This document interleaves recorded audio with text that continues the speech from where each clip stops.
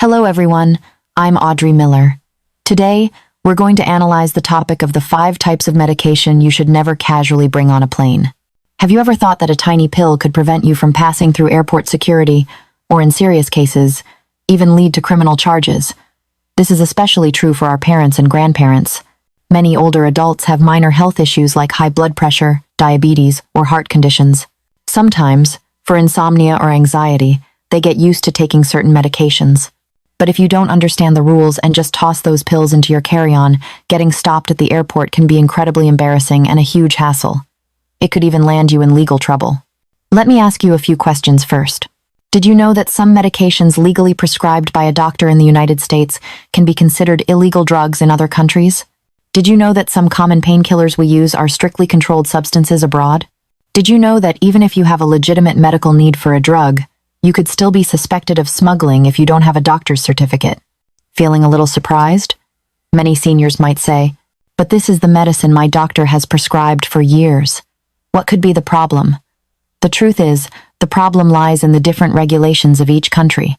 Airlines and customs agencies are extremely sensitive when it comes to pharmaceuticals. In my 15 years as a flight attendant, I've seen countless cases. There was an older gentleman who brought his sleeping pills and was stopped in Japan. He had to spend hours explaining with the help of lawyers and hospital documents. Another time, a woman had a container of herbal supplement powder in her carry-on, and it was treated as a suspicious substance, delaying her boarding time significantly. So, in this video, I'm going to use my professional experience to share with you 5 types of medication you should never casually bring on a plane. The consequences can range from confiscation and a full luggage search to serious criminal charges. I'll explain the reasons for each and what you should do if you absolutely need to travel with them. By the end of this, you'll learn 3 key things. 1. Which medications are high risk and best avoided in your carry-on. 2. How to legally carry them if you must. 3. How to avoid legal trouble in other countries and ensure a stress-free trip. Before we start, please do me a small favor. If you find this topic useful, remember to subscribe to my channel and turn on the notification bell so you won't miss my future tips on flying and travel. Also, let me know in the comments if you or your elderly relatives have ever had experiences carrying medication abroad. Were you ever stopped or questioned? I'll pick some of your stories to discuss in the next episode. 1. Sleeping pills. Let's start with the most common one. Sleeping pills. This is by far the #1 reason people get stopped. Many seniors and working professionals suffer from long-term insomnia. On a long-haul flight, they think, "Oh, I can't sleep on planes. If I just take a sleeping pill, I can pass out until we land and wake up refreshed." How great would that be? But it's not that simple. Here in the US, it's normal for a doctor to prescribe sleeping pills if you're diagnosed with insomnia. Carrying them around domestically usually isn't an issue, but the moment you cross an international border, everything changes. For example, Japan has extremely strict controls on sleeping pills. Many that are legal in the US require a special permit, called a yakan shomei, to be brought into the country. If you don't apply in advance and customs finds them, you'll likely be detained immediately for questioning and have to file a report. Similarly, Singapore has zero tolerance for sedatives and strong sleeping pills. Without a doctor's prescription, carrying even a small amount can be considered a violation. I vividly remember a flight to Tokyo. An American man was asked to have his carry-on inspected by Japanese customs after we landed. Inside was a bottle of prescription sleeping pills. Although it was a legitimate prescription, he hadn't applied for a permit beforehand. He was taken into a small room and questioned for 2 whole hours. While he was eventually released, the experience ruined the start of his trip. So, please remember, sleeping pills and sedatives are a major red flag for customs officials worldwide. What should you do if you genuinely need them? 1. Always have your doctor's prescription with you. It's best to carry the original script. This way, you have immediate proof if questioned. 2. Do not carry more than a personal use quantity. This is typically the amount needed for your trip, plus a few extra days' worth. If you're going for 10 days, bring 10 to 15 pills, not the whole bottle of 100. 3.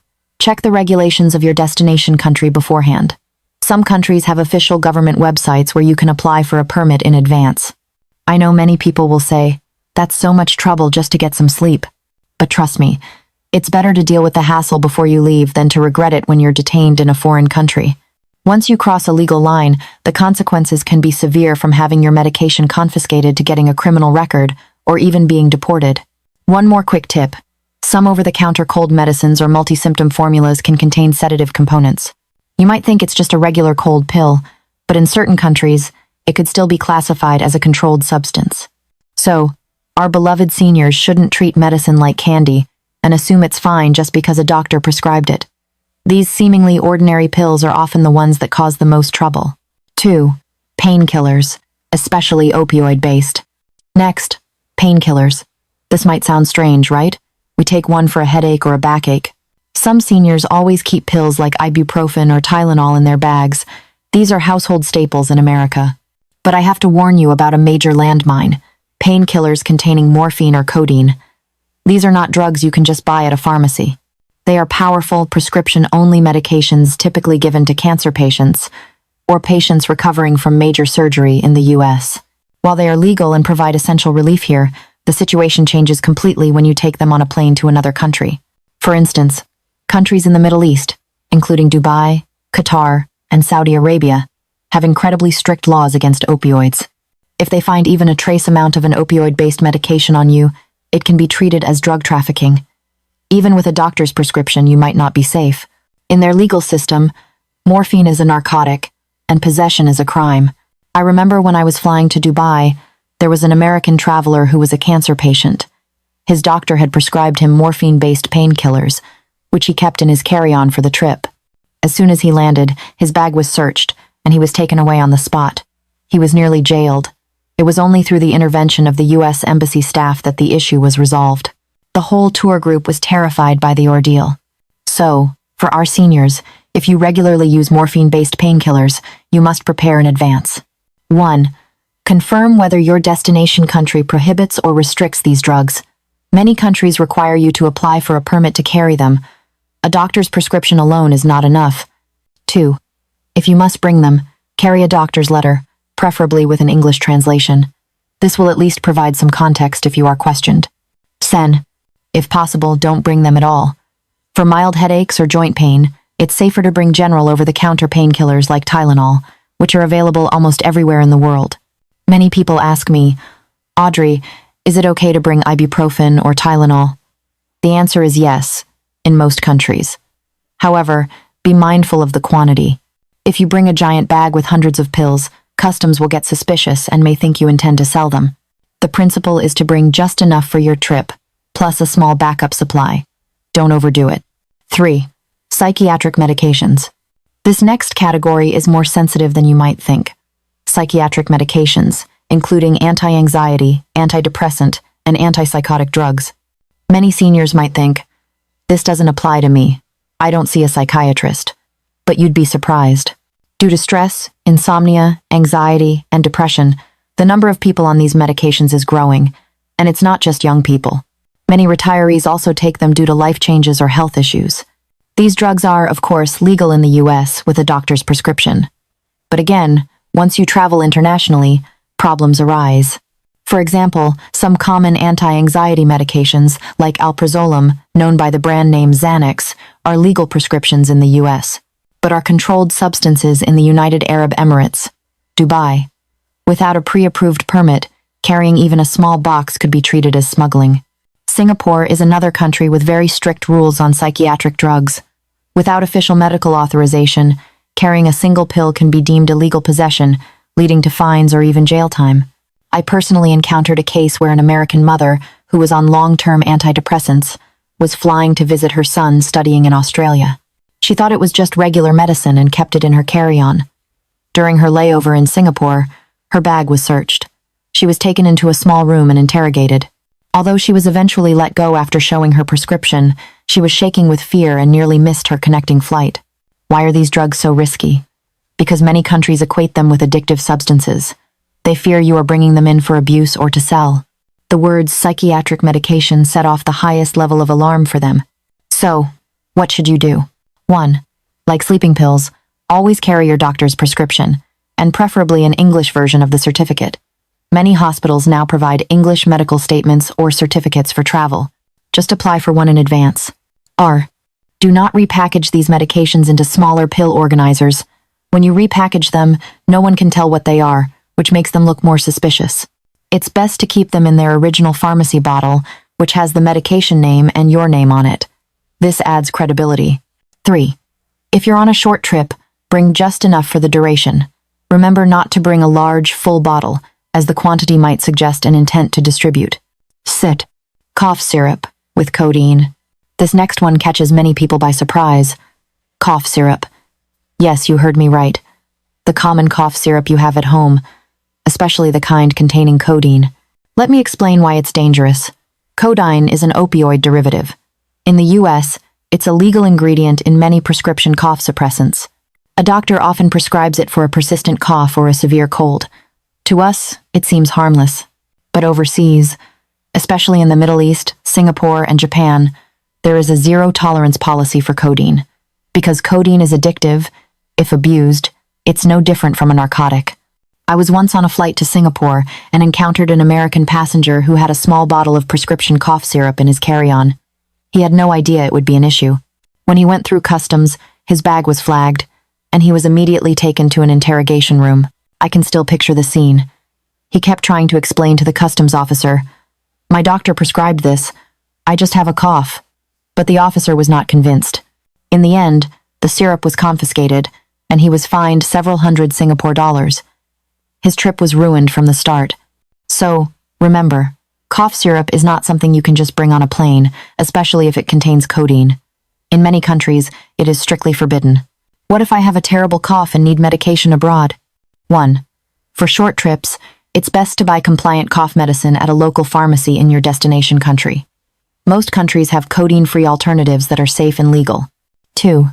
If you absolutely must bring it, you must have a doctor's prescription and an English-language medical certificate to prove it's for medical use.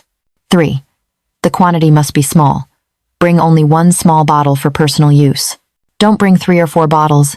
Even with a prescription, that will raise suspicion. I know many seniors get used to their trusted brand of cough syrup and see it as a cure-all for a sore throat. But I must emphasize, on a plane and overseas, that sip of cough syrup could become a huge problem. Woo. Decongestants, with pseudoephedrine. Many people may be unfamiliar with the word pseudoephedrine, but if I mention a common American cold medicine brand like Sudafed, you'll know what I'm talking about.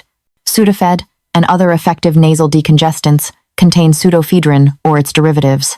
The problem is that in many countries, pseudoephedrine is a highly controlled substance because it can be used as a precursor to manufacture methamphetamine. This means if you bring boxes of this type of cold medicine into another country, you could be suspected of drug trafficking. My most memorable experience with this was in Dubai.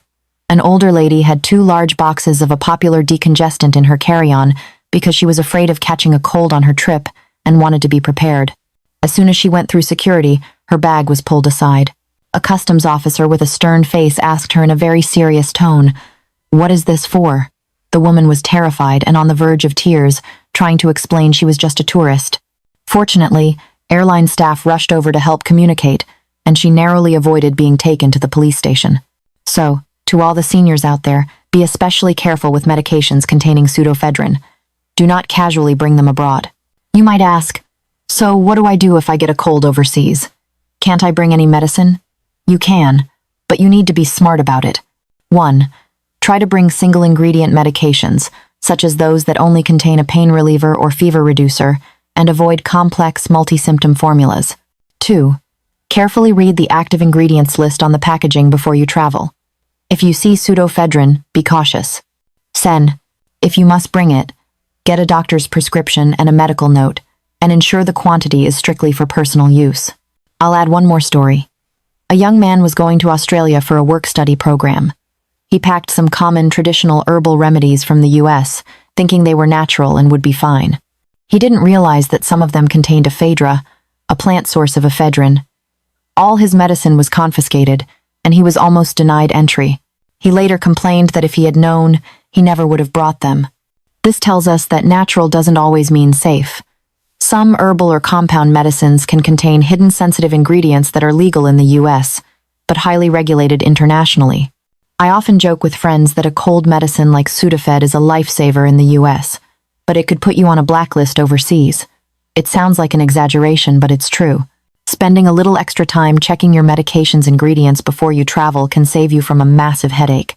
Alright, today I've shared with you 5 types of medication that seniors should never casually carry with them on a flight. As you can see, these are drugs that might be common or easily available from a pharmacy in the United States. But once you cross international borders, the rules change completely.